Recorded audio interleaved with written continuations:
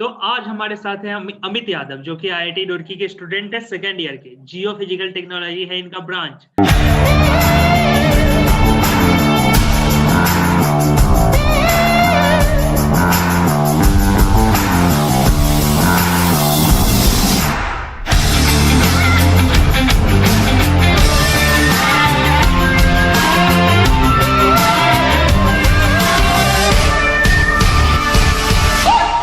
तो आज हम इनसे बहुत कुछ जानेंगे आईआईटी रुड़की के बारे में। आईआईटी रुड़की जो बहुत फोटोज में या पिक्चर्स में इतना सुंदर सा कॉलेज लगता है, इतना पुराना, इसका बहुत अच्छा हिस्ट्री है इसका। एक राजा का महल हुआ करता था, ऐसा सुनने में आया है। तो अ, अमित, आपका क्या ख्याल है आईआईटी रुड़की के बारे में? लाइक आपको आईआईटी रुड़की ओवरऑल कैसा लगता है? मैं तो अलग अलग क्वेश्चंस पे आऊंगा, बट ओवरऑल आपको कैसा लगता है?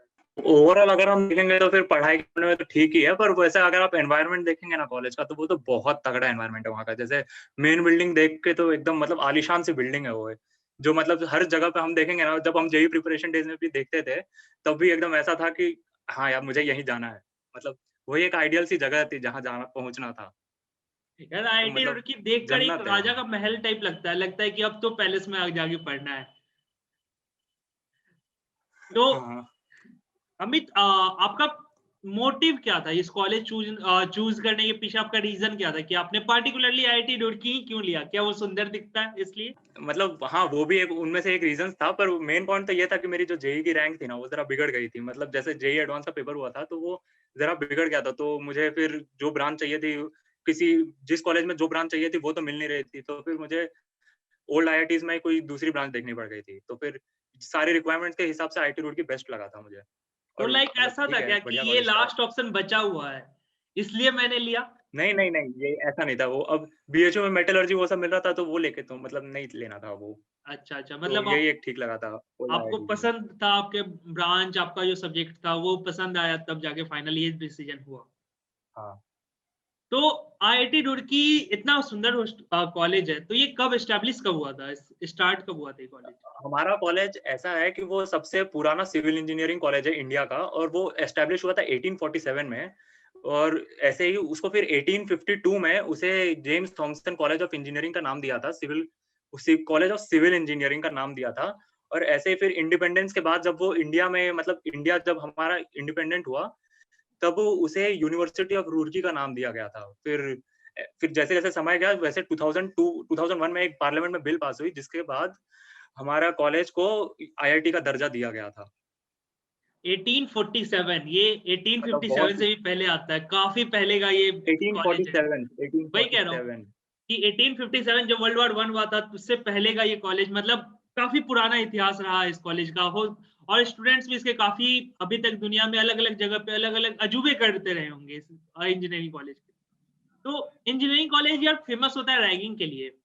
तो मेरे को याद है, एक मूवी मैंने देखी है, जीनियस मूवी देखी है, आई गेस वो जीनियस मूवी है, वो यहाँ का ही शूट है ना? तो हाँ, हाँ, बिल्कुल, बिल्कुल, बिल्कुल। तो इंजीनियरिंग कॉलेज रैगिंग के लिए बहुत फेमस होता है। उस मूवी में ऐसा कुछ तो दिखाया नहीं है, बट आपके कॉलेज में क्या थोड़ा-मोड़ा रैगिंग चलता है क्या? हँसी-मज़ाक टाइप हल्का-फुल्का? मतलब ऐ ऐसी कोई हार्डकोर रैगिंग नहीं होती है। मतलब हमारे यहाँ रैगिंग को भी इंट्रो बोलते हैं। अब वो रैगिंग तो बोलेंगे नहीं, मतलब ऐसा है कि और सीनियर्स उतनी हार्डकोर रैगिंग नहीं करते हैं। मतलब वो नॉर्मल इंटरैक्शन करते हैं, जैसे कि जो हमें भी याद रहे और उन्हें भी याद रहे कि कैसे, मतलब हम कैसे बच्चे हैं या कैसे हम उनसे घुले, या बढ़िया, मतलब एकदम बढ़िया से इंट्रोडक्शन होता है हमारा। जहां उसकी ग्रेट हो, तोहफा कबूल करो। आहा, ये तो हीमैन है, हीमैन। ले लो। अरे अरे ना सो प्योर सो। ओह, चिकना चिकना चिकना। तो और वो बेसिकली उतनी वही हार्डकोर कोई रैगिंग नहीं करते वहाँ। कॉलेज लाइफ को जो इंटरेस्टिंग बनाया जाता है, कॉलेज की यादें जिसे हम कहते हैं, वो कॉलेज की यादें हैं ये कि इंट्रो होता है। हम जानते हैं कि यार वो सीनियर तो मेरे को ऐसे परेशान किया था, वो जूनियर मेरे को ऐसे किया था, तो मेरे को याद रहता है, इससे रिलेट कर पाते हैं। ये एक पहलू है मेरे ख्याल से, ज़्यादा रैगिंग नहीं करके। बिल्कुल, बिल्कुल, बिल्कुल। और इन केस अगर मान लेते हैं कि अगर कोई स्टूडेंट है जो बहुत बदमाश है, किसी ने रैगिंग कर दी, सच में कोई अगर सीरियस रैगिंग कर दी, तो उसके लिए कॉलेज क्या एक्शन लेता है? हुँ। तो हमारे यहाँ ऐसे सब मामलों के लिए ना बहुत बहुत स्ट्रिक्ट एक्शंस होते हैं। जैसे कि एक डॉस डब्ल्यू बनाया गया है, जिसमें डिसिप्लिनरी एक्शंस, अगर किसी भी जूनियर ने ऐसा आके बोल दिया डॉस डब्ल्यू में कि इस सीनियर ने मेरे साथ इतनी मतलब कड़ी रैगिंग ली है, उसने मेरे साथ ऐसा किया, तो फिर उसके ऊपर सीधे डिसिप्लिनरी एक्शंस लग जाते हैं और उसका उसे बहुत बुरा असर पड़ता है। जैसे कि प्लेसमेंट में कभी एक आधे कंपनीज के लिए वो एलिजिबल नहीं होता जिस डिसिप्लिनरी एक्ट के कारण, तो तो वो बहुत भारी पड़ सकता है। इसका मतलब है कि मतलब स्टूडेंट्स निश्चिंत होकर जा सकते हैं कि अगर उनको छू भी रहा है तो उसके बाद गलत होगा, इसलिए सीनियर्स जल्दी छूते नहीं है। हाँ, और हाँ, बिल्कुल, बिल्कुल। ये डिसिप्लिनरी एक्शन भी हर कॉलेज में होता है। अब तो हर कॉलेज में एक डिसिप्लिनरी एक्शन कमेटी बना हुआ है जो पार्टिकुलर केसेस को हैंडल करता है और अच्छे से हैंडल करता है, तो यहाँ पे भी वो चिंता वाली बात बिल्कुल नहीं है। और इतना पुराना अगर कॉलेज है तो इसके बिल्कुल। हॉस्टल्स तो और पुराने होंगे या फिर लाइक रिसेंटली रिनोवेट वगैरह हुआ या नए हॉस्टल्स बने हैं? ऐसे कुछ हॉस्टल्स हैं जो नए बने हैं, पर जो पुराने हॉस्टल्स हैं, जैसे हमारे यहाँ पे सारे फर्स्ट ईयर के स्टूडेंट्स को एक हॉस्टल दिया जाता है और हमारे यहाँ हॉस्टल्स को भवन बोला जाता है। तो फिर जो मतलब भवन है वो काफ़ी पुराने भवन है और काफ़ी स्पेशियस रूम है। मतलब जैसे कि अगर आप आईआईटी बॉम्बे या आईआईटी दिल्ली को या आईआईटी कानपुर को भी कंपेयर करेंगे, तब भी आईआईटी रुड़की के हॉस्टल्स काफ़ी स्पेशियस और काफ़ी बड़े-बड़े हॉस्टल्स हैं। मतलब बहुत तो ही आलीशान से हॉस्टल है। वो तो दिखता है यार, फोटोज में दिखता है आईआईटी रुड़की है। तो ये जो कमरे हैं लाइक आईआईटी बॉम्बे के हॉस्टल्स हैं, मैं बताता हूँ। तो यहाँ मतलब हॉस्टल्स हैं, ठीक है, साइज पे मैटर नहीं करता, बट हॉस्टल्स के रूम काफी पुराने हैं। कभी कभी क्या होता है, पेंट झड़ने लगता है या फिर रिनोवेशन का काम अभी चल रहा है। जैसे अभी लॉकडाउन था तो उसमें रिनोवेशन का काम चल रहा है। तो लाइक आईआईटी रुड़की में भी ऐसा सीन है क्या, लाइक रिनोवेशन की जरूरत है या हाँ, कॉलेज हाँ, पुराना बिल्कुल, बिल्कुल। रेनोवेशन के ऊपर तो सबसे ज़्यादा ध्यान दिया जाता है। मतलब हमारे यहाँ पे ऐसे हर 5-10 साल में तो हॉस्टल्स को रेनोवेट कर ही दिया जाता है और हर साल कुछ ना कुछ होता ही रहता है रेनोवेशन का काम। तो हॉस्टल की क्वालिटी काफी मतलब अच्छी ऐसे रहने कभी वाली है। ऐसा हमें हॉस्टल मिल जाता। अच्छा, हाँ, बिल्कुल, बिल्कुल।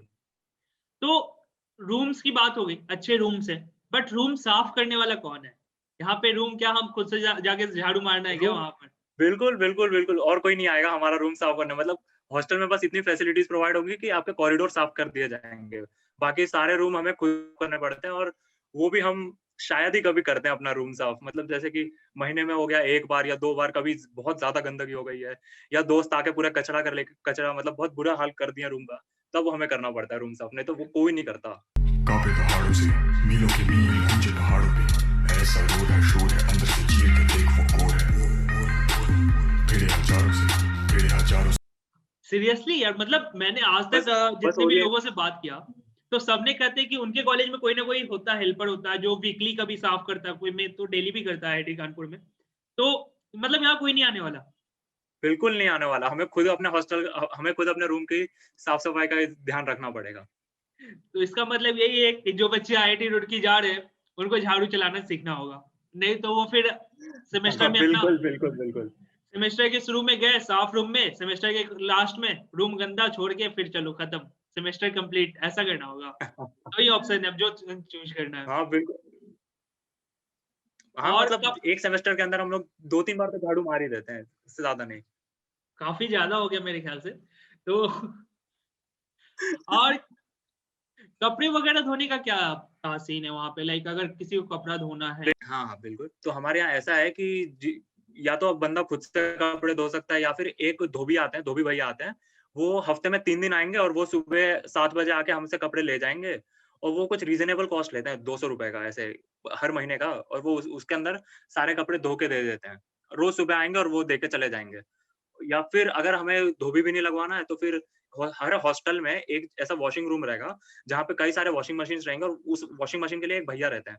उनको हम जाके सीधे कपड़े, अगर हम जाएँगे वहाँ पे बाल्टी में सर्फ़ डाल के और कपड़े रख के आ जाएँगे और वो फिर वो शाम तक धो के हमें रिटर्न कर देंगे। हम खुद अच्छा, जाके वहाँ से उठा लेंगे वॉशिंग रूम से। इसका कुछ कॉस्ट नहीं है, वो बंदा वहाँ पे फ्री में करेगा? नहीं, नहीं, free of cost, free of hostel उसका पे करती है, उस बंदे का का, जो भी पैसा। हम नहीं करते काफी मतलब ऐसा। काफी सही चीज है ये, कि बच्चों का टाइम वेस्ट नहीं होता। नहीं तो ऐसा रहता है लाइक हमारे कॉलेज में रहता है, बच्चे आए कपड़ा वॉशिंग मशीन में डाले छोड़ दिए, अब वो 5 घंटे 6 घंटे 7 घंटे तक वॉशिंग मशीन में ही है। जब किसी नेक्स्ट को धोना है तो वो निकालेगा, तो हाँ, ये हाँ। काफी अच्छा चीज है। टाइम का भी सेविंग हो गया, कपड़ा गंदा भी नहीं होता उसका धोने के बाद।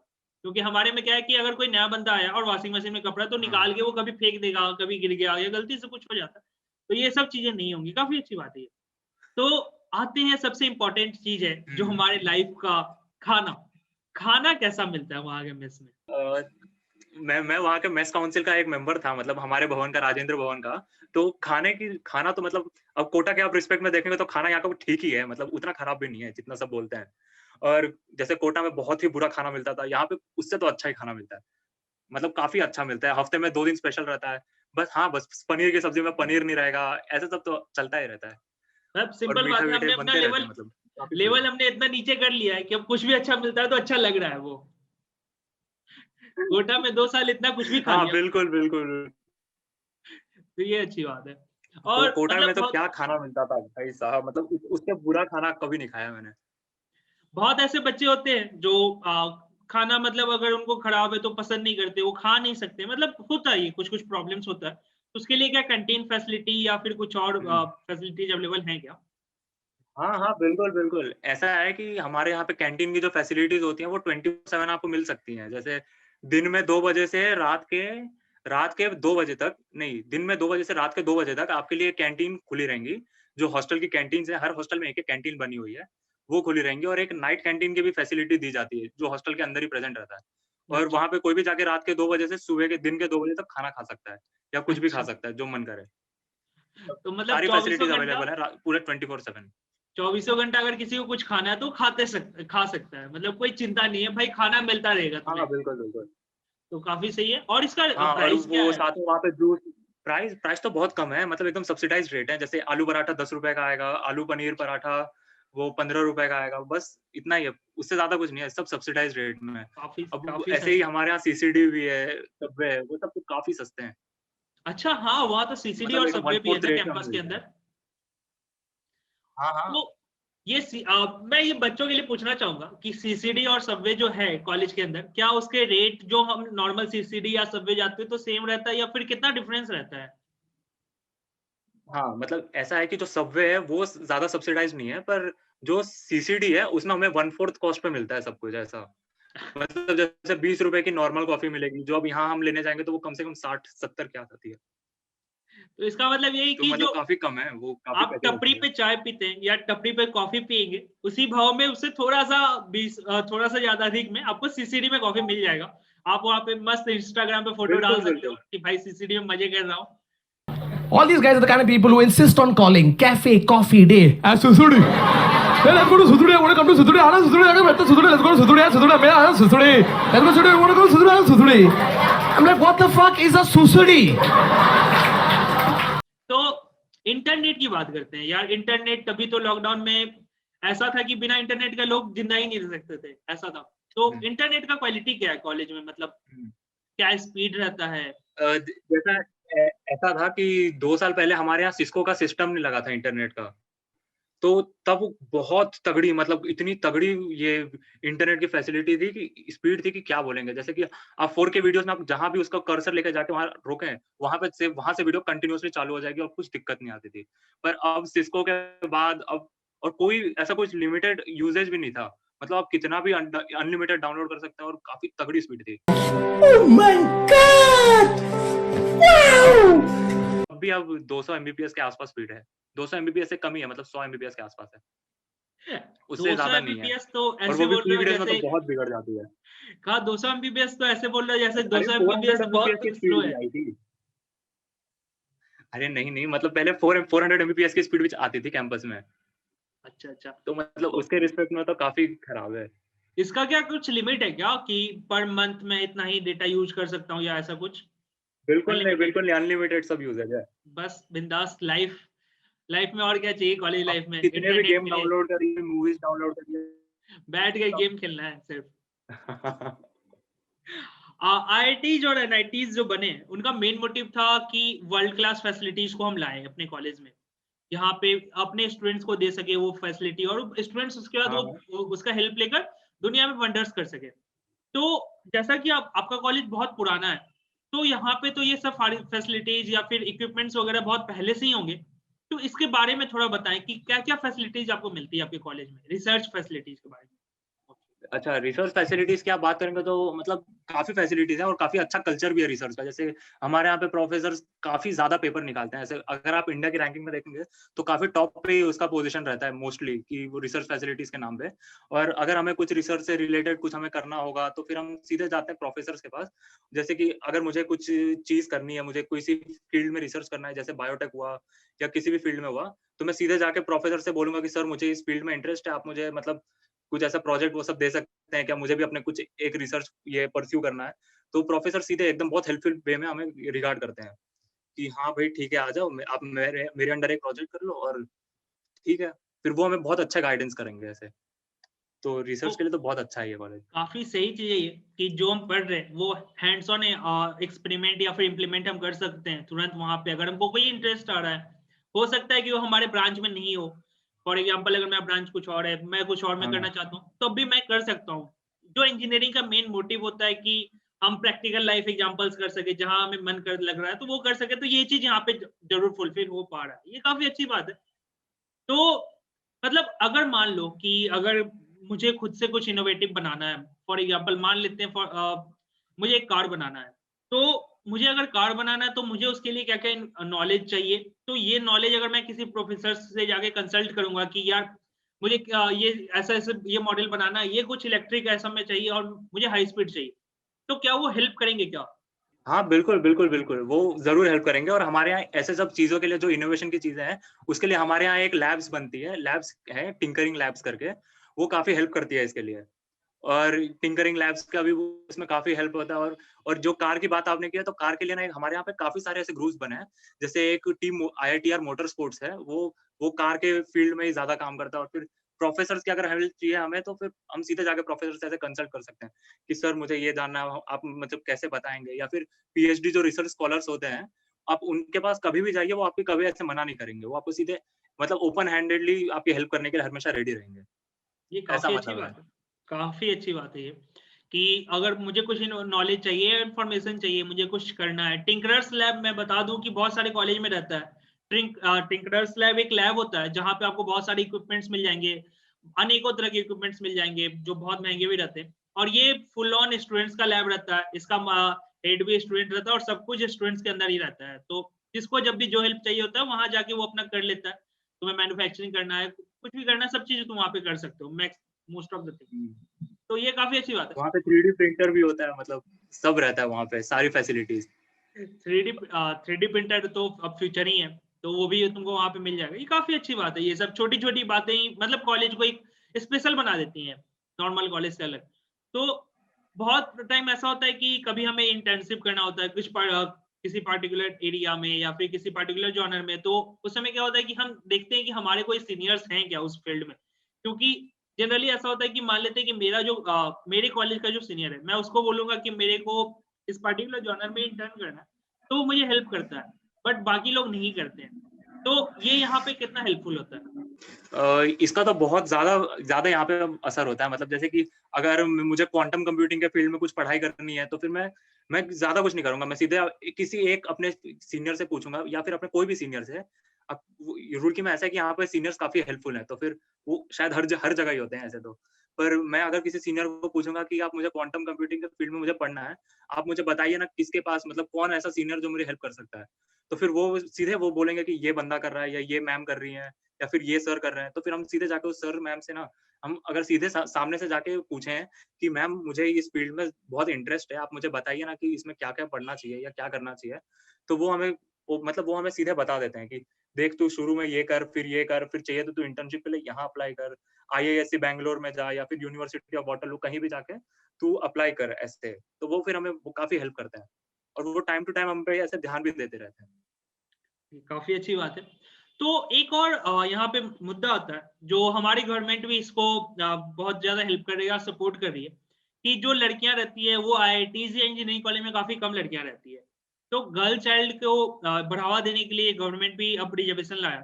20% तक रिजर्वेशन है लड़कियों का हर आईआईटीज़ में। तो वहाँ पे लड़कियाँ कितना सेफ है, क्योंकि गार्डियंस यहाँ पर नहीं भेजना चाहते हैं, उनको सेफ्टी कंसर्न रहता है थोड़ा। तो लड़कियाँ कितना सेफ रहती है कॉलेज में, ये इसके बारे में मैं जानना चाहूँगा? देखिए मतलब अगर आप ऐसे स्केल में देखेंगे तो फिर वो 1 to 10 के स्केल में मेरे हिसाब से तो वो सबसे ज्यादा सेफ है यहाँ पे। उल्टा यहाँ पे तो ऐसा सिस्टम है कि हमें गर्ल्स हॉस्टल में जाने भी नहीं दिया जाता है।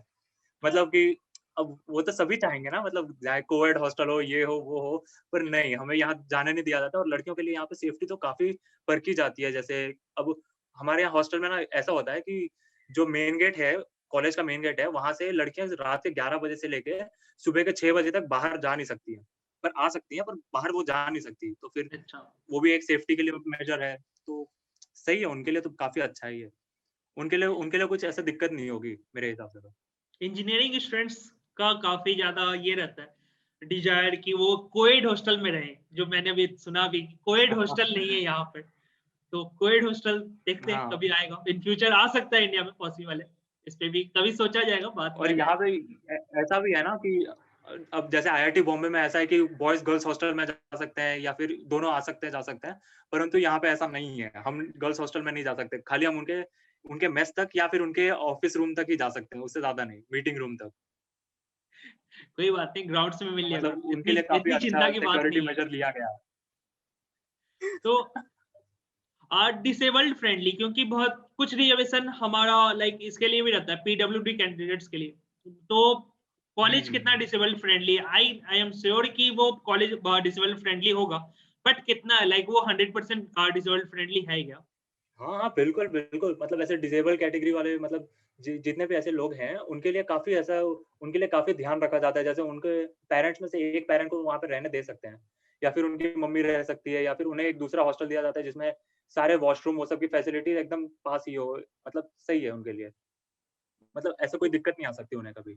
अब आते हैं एक और बहुत ही इंपॉर्टेंट पॉइंट पे, जो स्टूडेंट्स का बहुत ज्यादा ध्यान रखते हैं, जो स्टूडेंट की कॉलेज चूज करने के पहले, तो वो होता है उसका प्लेसमेंट सिनेरियो।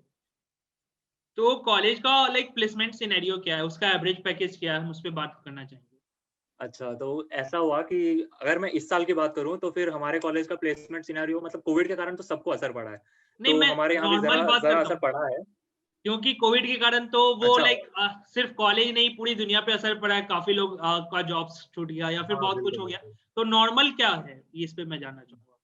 नॉर्मली तो कॉलेज का प्लेसमेंट सिनेरियो बहुत अच्छा है, मतलब कि ऐसे जिसको प्लेसमेंट लगानी हो तो उसके तो आराम से लग जाती है। और ऐसे अगर आप एवरेज पैकेज का देखेंगे, तो इस साल हमारे कॉलेज का एवरेज पैकेज 17 लाख था।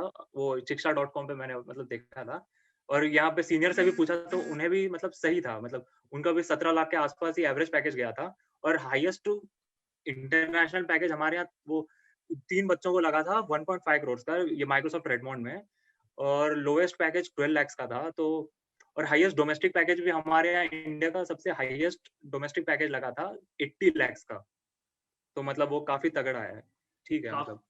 लाइक लोएस्ट पैकेज अगर 12 लाख है, ये जैसा कि तुम कह रहे हो, तो ये काफी अच्छा बात है, क्योंकि जनरली क्या होता है, कॉलेजेस हाईएस्ट का बात करते हैं, एवरेज का बात कर लेते हैं, बट कभी लोएस्ट का बात नहीं करते या फिर मीडियन का बात नहीं करते। इससे क्या होता है कि बहुत सारे स्टूडेंट्स का एवरेज अच्छा हो जाता है, बट बहुत सारे स्टूडेंट्स अनप्लेस्ड रहते हैं या फिर उनका पैकेज डाउन हो जाता है। तो लोएस्ट पैकेज अगर इतना ज्यादा है तो काफी अच्छी बात है ये। तो हाँ। एक और चीज मैं और जानना एक और बात है, मतलब जैसे चाहूँ। कि बोलो। और एक और बात थी कि जैसे अगर सब सोचते हैं कि खाली हाईएस्ट जो पैकेज है वो खाली सीएसई वालों का लगेगा, ईसी वालों का लगेगा, इलेक्ट्रिकल वालों का, तो ऐसा नहीं है। लास्ट ईयर हमारे यहाँ से एक मैम थी, उन्हें हाईएस्ट पैकेज लगा था 1.54 करोड़ का। वो भी उनकी ब्रांच थी इंजीनियरिंग फिजिक्स। तो मतलब ऐसा कुछ जरूरी नहीं है कि खाली बड़ी ब्रांचेस का ही लगेगा अच्छा पैकेज। किसी भी ब्रांच में आओ, आप मेहनत करो, आपको पैकेज जरूर मिलेगा। आप क्या फॉर बिल्कुल, एग्जांपल बिल्कुल। सुंदर पिचाई का देख लेते हैं, मेटलर्जी से उन्होंने बीटेक किया, बट उन्होंने एमटेक किया फिर हार्वर्ड से। तो ये सब बातें हैं जो अलग अलग आप आपके स्किल पे बेसिकली पैकेज मिलता है, आपके कोई ब्रांच पे पैकेज नहीं मिलने वाला है। तो बहुत सारा चीज होता है, जैसे डेली यूज प्रोडक्ट्स होते हैं, तो इसके लिए हमें कभी कभी मार्केट जाना पड़ता है। तो मैं जानना चाहूंगा कि कॉलेज क्या मार्केट में बेस्ड है या फिर थोड़ा कभी साइड एरिया में होता है, जैसे आईआईटी जनरली होते हैं कि शहर से थोड़ा हटके होता है। तो ये कैसा है, इसका लोकेशन के बारे में। मतलब अगर आप लोकेशन की ऐसे बात करें तो फिर हमारे यहाँ मतलब अगर आपको कोई सामान चाहिए तो हमारे यहाँ एक मल्टीपल एक्टिविटी सेंटर है मैक करके। वहाँ पे आप जाके, वहाँ पे ऐसे काफ़ी सारे जनरल स्टोर्स हैं या शॉप्स हैं या फिर कंप्यूटर वो सब, या फिर अगर आपको टेलरिंग का कुछ ऐसा काम ज़रूरत पड़ गया तो ऐसे एक-एक छोटे-छोटे दुकान लगाए हैं कैंपस में, जैसे जूस की दुकान हो गई ये सब। तो आपको जो बेसिक नेसेसिटीज़ के सामान है वो तो आपको कैंपस में हमेशा मिल ही जाएँगे। और वो दुकान भी मतलब ऐसे नॉर्मल टाइमिंग्स पे ही चलती है। और और वो मतलब जैसे रुड़की ज़्यादा मतलब ऐसे हरिद्वार डिस्ट्रिक्ट में है, तो फिर हमें कैंपस के बाहर जैसे ही निकलेंगे वैसे ही आपको काफी सारी दुकानें मिल जाएंगी, तो बढ़िया है, कुछ दिक्कत तो आती नहीं है। काफी अच्छी बात है। तो कॉलेज के स्टार्टअप कल्चर के बारे में थोड़ा हम जानना चाहेंगे, क्योंकि अभी तो एक नया फैशन आया कि लोगों को स्टार्टअप करना होता है, एंटरप्रेन्योर बनना होता है, और इंडिया की रिक्वायरमेंट भी यही है कि बहुत लोग कहते हैं कि इंडिया को आगे अब एंटरप्रेन्योर्स नहीं ले जा सकते हैं, बिजनेसमैन अब आगे नहीं ले जा सकते हैं, क्योंकि एक लिमिट होता है। तो स्टार्टअप कल्चर के बारे में मैं जानना चाहूंगा आपके कॉलेज। तो स्टार्टअप कल्चर के लिए हमारे यहाँ एक ऐसी फैसिलिटी है जिसको बोलते हैं टाइट्स बिजनेस इंक्यूबेटर, जिसमें वो जो इंडस्ट्री एक्सपर्ट्स होते हैं वो मेंटरिंग करते हैं हमारे, मतलब जिन बच्चों को किसी चीज में इंटरेस्ट है, जैसे ईसेल हो गया, तो उसमें एंटरप्रेन्योरशिप के लिए वो काफी हेल्प करते हैं, और उसमें सीड फंडिंग भी देती है वो टाइट्स बिजनेस इंक्यूबेटर। जो फैसिलिटी है वो सीड फंडिंग भी देती है, उसमें मेंटरशिप भी देती है, तो फिर वो काफी अच्छा है स्टार्टअप कल्चर यहाँ पे, मतलब। और जैसे 2-3 हमारे यहाँ के फेमस स्टार्टअप्स अगर आपको जानना है तो फैमपे एक है हमारे यहाँ की बिजनेस स्टार्टअप है, वो मतलब वो काफी अच्छी स्टार्टअप है, और एक है रेजर पे, मतलब वो काफी नामी स्टार्टअप है जो मल्टी मिलियनर उनमें फंडिंग मिली है। रेजर पे तो हमारे यहाँ के एलुमनाइज की बनाई हुई थी। मैं अपने दर्शकों को बता दूं कि रेजर पे अभी जस्ट यूनिकॉर्न कंपनी बनी है, जस्ट 1-2 मंथ पहले मेरी बात हुई थी उसके फाउंडर से। तो ये काफी अच्छी बात है अगर कॉलेज इतना सपोर्ट करता है, और सपोर्ट करके रेजर पे आज ऐसी कंपनी है जो आज पिज्जा हट या फिर जितने भी बड़े बड़े कंपनीज है उसके पेमेंट गेटवे को हैंडल कर रहा है। तो ये काफी गर्व की बात होती है उस कॉलेज में पढ़ना, या फिर उसके कॉलेज के अगर कॉलेज वाले भी इतना सपोर्ट कर रहे हैं तो अब हम आते हैं एक और पहलू पे जो सबसे बोरिंग लगता है कि स्टूडेंट को कॉलेज में, एकेडमिक्स के बारे में। तो कॉलेज में सब कुछ कर लेते हैं हम लोग, बस एकेडमिक्स को थोड़ा फॉर ग्रांटेड ले लेते हैं कभी कभी। तो एकेडमिक लोड कैसा रहता है इन जनरल? मैं सारे डिपार्टमेंट्स का बात करना चाहूंगा। अगर आप एकेडमिक लोड की आप बात करने जाएंगे तो देखिए लोड तो आपको रहेगा ही, पर मतलब ऐसा रहता है कि अब आप चाहिए तो आप पूरा साल भी पढ़ सकते हैं और आपके कुछ नंबर आएंगे, या फिर आप नॉर्मली भी, मतलब जैसे अगर हमसे आप पूछेंगे कि कैसा पढ़ना है, तो ऐसा एकेडमिक को बिल्कुल ऐसा जाने नहीं देना, बिल्कुल नहीं जाने देना, क्योंकि उसका फिर हमें बाद में बहुत नुकसान पड़ जाता है। जब वो सीजी का क्राइटेरिया जब कंपनीज लगाती हैं, तब हमें प्लेसमेंट में वही बहुत बुरा, मतलब ऐसा होता है कि कटता है बहुत बुरी तरह। तो एकेडमिक का ज्यादा लोड तो नहीं है, पर क्योंकि हमारे यहाँ पर लोड है भी, मतलब जैसे कि यहाँ पे रिलेटिव ग्रेडिंग है, तो जो फर्स्ट सेमेस्टर के लिए जो बच्चे आते हैं तो उन्हें सीएससी वालों बच्चों के साथ कम्पीट करना पड़ जाता है। जो एमएससी केमिस्ट्री के बच्चे आए समझिए, उनकी रैंक थी 8000, सीएससी वालों की रैंक है 300-400 के आसपास, तो फिर वो उनके लिए बहुत बुरा हो जाता है रिलेटिव ग्रेडिंग। और फिर बाद में तो वो ठीक ही हो जाता है, पर ऐसा ग्रांटेड पे नहीं लेना पड़ता। जैसे कि अब जैसे कल मेरा पेपर है और मुझे मतलब फटी पड़ी है, मतलब ऐसे बुरा हाल चल रहा है, तो फिर तो वो हमें पढ़ना पड़ता है सही में। एकेडमिक्स के लिए सीरियस होना जरूरी है। अगर एकेडमिक्स को फॉर ग्रांटेड लेंगे तो अभी स्टार्टिंग ईयर्स में नहीं पता चलता, बट जब आप सीनियर ईयर्स में आते हैं, जब थर्ड ईयर या फोर्थ ईयर में आते हैं, तो आपको पता चलता है कि एकेडमिक्स क्या रोल प्ले करता है आपकी लाइफ में, और बाद में इन फ्यूचर क्या रोल प्ले करता है। तो सब कुछ करिए, हंसी मजाक सब कुछ है, मौज मस्ती है, सब कुछ है, बट एकेडमिक्स एक बहुत इंपॉर्टेंट पहलू है जिसको कभी भी फॉर ग्रांटेड नहीं लेना होता। तो स्पोर्ट्स एक और बहुत इंपॉर्टेंट बात होता है कि स्पोर्ट्स होता है, क्योंकि इंटर आईआईटी स्पोर्ट्स भी होता है जहाँ पे सारे आईआईटी से स्टूडेंट्स आते हैं। तो स्पोर्ट्स फैसिलिटीज कैसा है आपके कॉलेज में? हमारे यहाँ पे स्पोर्ट्स फैसिलिटी, मतलब आईआईटी रुड़की का स्पोर्ट्स कल्चर काफी ठीक है, मतलब ऐसा कुछ ज्यादा ये नहीं है, क्योंकि जैसे हमारे यहाँ आपको ओलंपिक साइज स्विमिंग पूल भी मिल जाएगा, प्रॉपर फुटबॉल ग्राउंड भी मिल जाएगा, प्रॉपर हॉकी ग्राउंड भी मिल जाएगा आपको, मतलब जितनी स्पोर्ट्स आप जानते होंगे वो सब यहाँ असली में खेले जाते हैं, और उनके सबके लिए एक अच्छे कोचेस डेसिग्नेटेड हैं।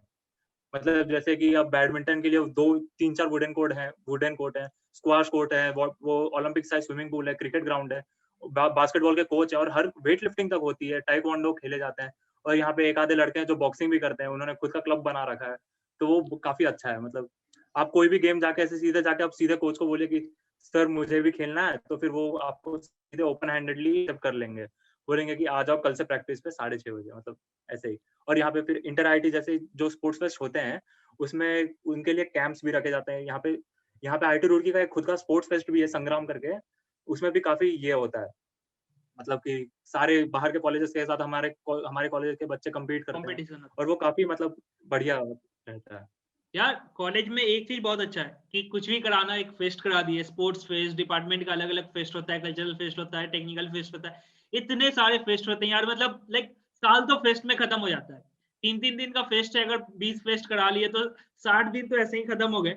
और एक सेमेस्टर 14 सप्ताह का होता है जनरली, तो बिल्कुल मतलब बिल्कुल। कॉलेज में आना है और सिर्फ फेस्ट है, तो फेस्ट के बारे में थोड़ा और जानना चाहेंगे कि वहां पे कल्चरल और टेक्निकल फेस्ट क्या क्या होते हैं और कैसा होता है, उसका माहौल कैसा रहता है, कैसे सराउंडिंग रहते हैं, बाहर से जो लोग आते हैं उसमें कैसा फील होता है आपको? तो हमारे यहाँ फेस्ट का तो ऐसे 3 टाइप के हमारे यहाँ मेन फेस्ट जो होते हैं वो खाली 3 टाइप के होते हैं। जैसे एक होता है कल्चरल फेस्ट जो होता है हमारा कॉलेज का थॉमसो है। एक है टेक्निकल फेस्ट वो है कॉग्निजेंस और एक है स्पोर्ट्स फेस्ट जो हमारे यहाँ पे है संग्राम। तो ये 3 काफ़ी काफ़ी बढ़िया स्पोर्ट्स फेस्ट है और उस टाइम पे ऐसा होता है कि कैंपस कभी सोता नहीं है, कोई नहीं सोता वहाँ पे। मतलब वो ऐसा टाइम है जहाँ पे आप खाली देखेंगे तो भीड़ ही भीड़ है और कहीं न कहीं कुछ ना कुछ चल ही रहा होगा। मतलब वो काफ़ी बढ़िया माहौल एकदम क्रिएट हो जाता है उस टाइम पे। मतलब कहीं पे कुछ एक गेम चल रहा है, कहीं पे और कुछ चल रहा है, कुछ ऐसे कॉम्पिटिशन्स चल रहे हैं। मतलब काफ़ी मज़ा आ जाता है और रात को हमेशा रात को आते हैं होता है डीजे नाइट। अच्छा। वो डीजे नाइट में मतलब आप बोलेंगे तो काफ़ी एकदम अच्छे-अच्छे ये आते हैं, सिंगर्स आते हैं, जैसे गुरु रंधावा हुआ, बैंड्स आएँगे द लोकल ट्रेन, तो वो काफ़ी मज़ेदार एकदम माहौल हो जाता है और यार उतनी मैंने तो रंगीन रातें भी होती हैं मतलब। यार मैंने तो सुना था कि the city which never sleep सिर्फ मुंबई को कहते हैं, बट फेस्ट में तो वो लगता है कि आईटी रुड़की भी होता है कि कभी नहीं सोता वो, दिन हो रात हो मौज हो मस्ती हो, मतलब तुम जब भी जग जाओ, जब भी सोना है नहीं सोना है तुम्हारे ऊपर डिपेंड करता है, फुल ऑन मस्ती करो, मतलब बिंदास होके, कोई एकेडमिक्स की चिंता नहीं, क्या होने वाला है एग्जाम वगैरह कुछ नहीं, बिंदास मजे करने के लिए होते हैं, रिलैक्स करो, सबसे अच्छी बात है। तो आई थिंक हमने काफ़ी ज़्यादा एस्पेक्ट्स को कवर कर लिया है, कॉलेज के बारे में सारे हर एक पहलू को छू लिया। अगर कुछ क्वेश्चंस बच जाते हैं, तो आप लोग ज़रूर कमेंट बॉक्स में पूछें। मैं ट्राई करूँगा अमित से फिर इन सब का आंसर लेने का और ज़रूर रिप्लाई करूँगा। तो इसी के साथ मैं धन्यवाद देना चाहूँगा अमित का, जिन्होंने अपना काफ़ी कीमती समय हमारे लिए निकाला। इनका कल एग्ज़ाम है, बट ये आपके लिए, सिर्फ़ आपके लिए यहाँ पर आए, आप अपने कॉलेज के बारे में बताया कि कल को आप अगर एक कॉलेज चूज़ करें, तो ये सब बातों को पहले से जानना होता है, क्योंकि ऐसा कोई प्लेटफ़ॉर्म अभी तक नहीं था, जो कॉलेज के अंदर की बातों को बताता था। बच्चे क्या करते हैं कि फ़ोटो देखते हैं कि हाँ भाई, आईआईटी रुड़की यार इतना सुंदर है, बस इससे आगे पता भी नहीं होता कि इतने सारे फेस्ट होते हैं, इतने क्लब्स होते हैं, ड्रिंकर्स लैब होता है, क्या होता है, ये सब नहीं पता था। तो इसके लिए ही हमने ये शुरू किया था, इंस्टी एक्सप्रेस करके ये सीरीज़। तो अमित, एक बार फिर से हम आपका धन्यवाद देना चाहेंगे तहे दिल से कि आप हमारे लिए इतना समय निकाले और बच्चों के लिए इतना समय निकाले। तो आप लोग भी स्टूडेंट्स जो हैं, वो कमेंट करें, लाइक करें, शेयर करें इस वीडियो को कि ये वीडियो ज़्यादा से ज़्यादा लोगों तक पहुँचे, क्योंकि हर साल 8 से 9 लाख स्टूडेंट्स देते हैं आईआईटी जेईई का एग्ज़ाम, बट उनको पता ही नहीं होता है कि कॉलेज में जाकर होता क्या है। तो जब उनको नहीं पता तो वो डिसीज़न कैसे लेंगे? तो इसके लिए हम हैं आपके लिए कि आपकी मदद कर सकें, अलग-अलग तरह से मदद कर सकें। आपको जैसी मदद चाहिए हम करेंगे। तो ठीक है अमित, शुक्रिया हमारे साथ जुड़ने के लिए। Thank you, bye.